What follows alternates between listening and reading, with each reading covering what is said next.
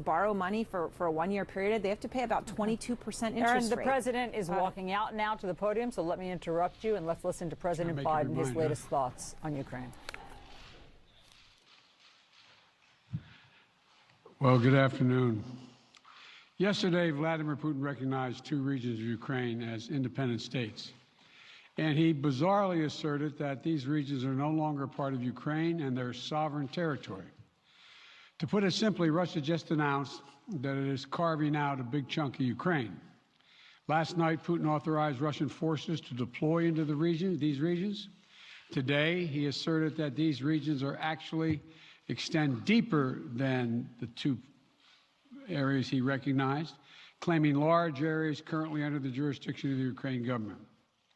He's setting up a rationale to take more territory by force, in my view. And if we listened to his speech last night, and many of you did, I know, he's setting up a rationale to go much further. This is the beginning of a Russian invasion of Ukraine, as he indicated and asked permission to be able to do from his Duma. So let's begin to, I'm going to begin to impose sanctions in response far beyond the steps we and our allies and partners implemented in 2014. And if Russia goes further with this invasion, we stand prepared to go further as with sanctions.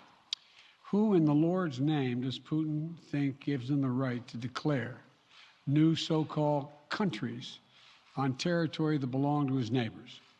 This is a flagrant violation of international law and demands a firm response from the international community. Over the last few months, we've coordinated closely with our NATO allies and partners in Europe and around the world to prepare that response. We've said all along, and I've told Putin to his face more than a month ago, that we would act together. And the moment Russia moved against Ukraine, Russia has now undeniably moved against Ukraine by declaring these independent states. So today, I'm announcing the first tranche of sanctions to impose costs on Russia in response to their actions yesterday. These have been closely coordinated with our allies and partners and will continue to escalate sanctions if Russia escalates. We're implementing full blocking sanctions on two large Russian financial institutions, VEB and their military bank. We're implementing comprehensive sanctions on Russia's sovereign debt. That means we've cut off Russia's government from Western financing. It can no longer raise money from the West and cannot trade in its new debt on our markets or European markets either. Starting tomorrow and continuing in the days ahead, we'll also impose sanctions on Russia's elites and their family members. They share in the corrupt gains of the Kremlin policies and should share in the pain as well. And because of Russia's actions, we've worked with Germany to ensure Nord Stream 2 will not, as I promised, will not move forward. As Russia contemplates its next move, we have our next move prepared as well.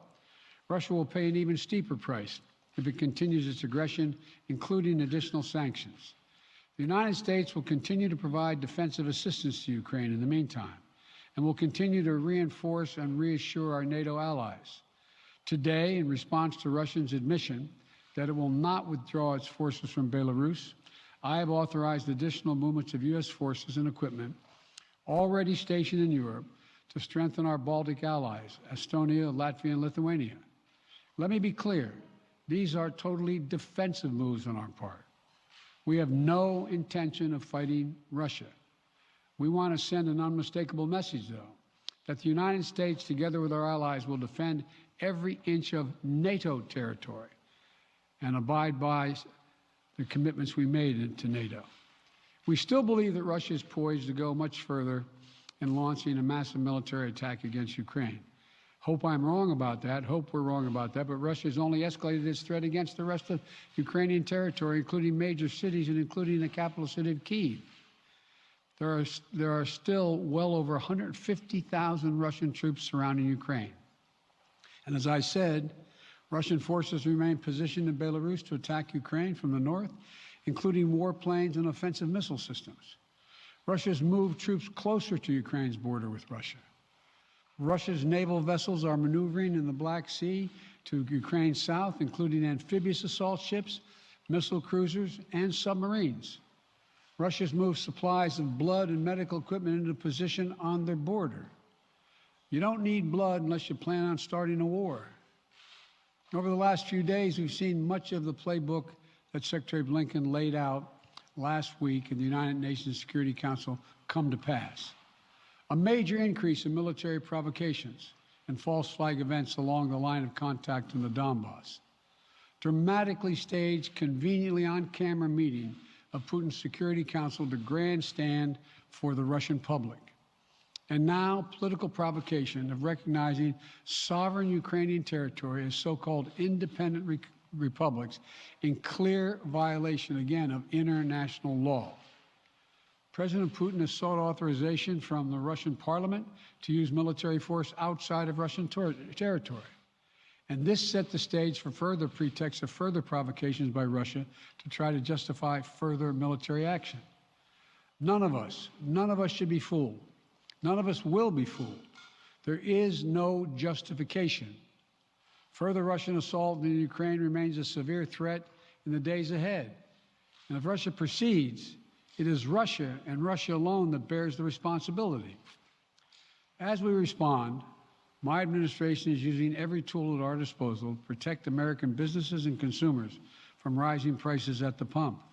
As I said last week, defending freedom will have cost for us as well and here at home. We need to be honest about that. But as we do this, I'm going to take robust action to make sure the pain of our sanctions is targeted at the Russian economy, not ours. We're closely monitoring energy supplies for any disruption. We're executing a plan in coordination with major oil-producing consumers and producers toward a collective investment to secure stability in global energy supplies. This will blunt gas prices. I want to limit the pain to the American people are feeling at the gas pump. This is critical to me.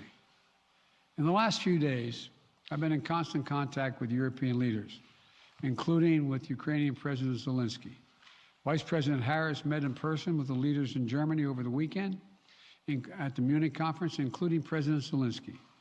At every step, we have shown the United States and our allies and partners are working in unison, which he hasn't been counting on, Mr. Putin. We're united in our support of Ukraine. We are united in our opposition to Russian aggression. And we're united in our resolve to defend our NATO alliance. And we're united in our understanding of the urgency and seriousness of the threat Russia is making to global peace and stability. Yesterday, the world heard clearly the full extent of Vladimir Putin's twisted rewrite of history, going back more than a century, as he waxed eloquently, noting that, well, I'm not going to go into it, but nothing in Putin's lengthy remarks indicate any interest in pursuing real dialogue on European security in the year 2022. He directly attacked Ukraine's right to exist. He indirectly threatened territory formerly held by Russia, including nations that today are thriving democracies and members of NATO. He explicitly threatened war unless his extreme demands were met. And there is no question that Russia is the aggressor. So we're clear-eyed about the challenges we're facing. Nonetheless, there is still time to avert the worst-case scenario that will bring untold suffering to millions of people if they move as suggested. The United States and our allies and partners remain open to diplomacy if it is serious. When all is said and done, we're going to judge Russia by its actions, not its words. And whatever Russia does next, we're ready to respond with unity, clarity, and conviction. We'll probably have more to say about this as it moves on. I'm hoping diplomacy is still available. Thank you all very much.